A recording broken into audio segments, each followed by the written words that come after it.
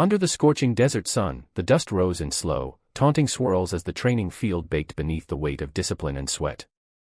The air reeked of metal, sand, and effort, every breath felt like inhaling fire. She stood there, alone in a line of towering, broad-shouldered men, their faces hardened by years of combat and discipline.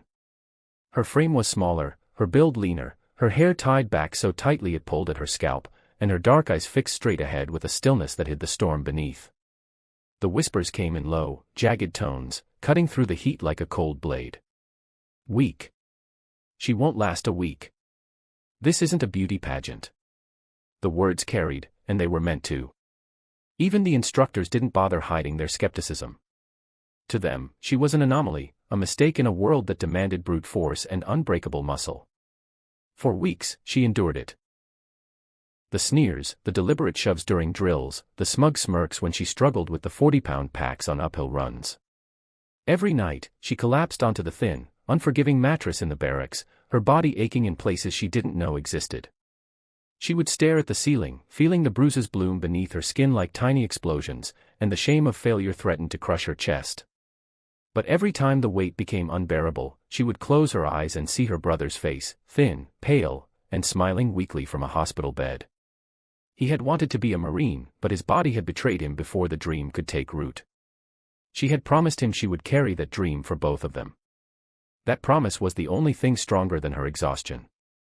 It wasn't just the physical strain that wore her down, it was the unrelenting mental war. The men she trained alongside were not just competitors, they were predators, and they smelled weakness like blood in the water. In the mess hall, they'd slide her tray down the table so far she'd have to stand to retrieve it. During push-up drills, they'd count loud enough for the instructors to hear, shaving numbers off her reps just to make her look slower. And in hand-to-hand combat exercises, they never pulled their punches. The bruises on her ribs were a testament to that. She never complained. Every insult, every blow, she absorbed like a sponge soaking up gasoline, waiting for the moment to strike it alight. That moment came on a day the air hung thick with a restless tension, the kind that warned you something was about to break. It was combat training day, and the instructors had decided to test the recruits' adaptability. They called it the Gauntlet, a series of back-to-back sparring matches, no breaks, no mercy. You fought until you couldn't stand anymore, and the last one on their feet walked away with not just bragging rights, but the respect of the entire unit. No woman had ever won it. Most never even made it past the second round.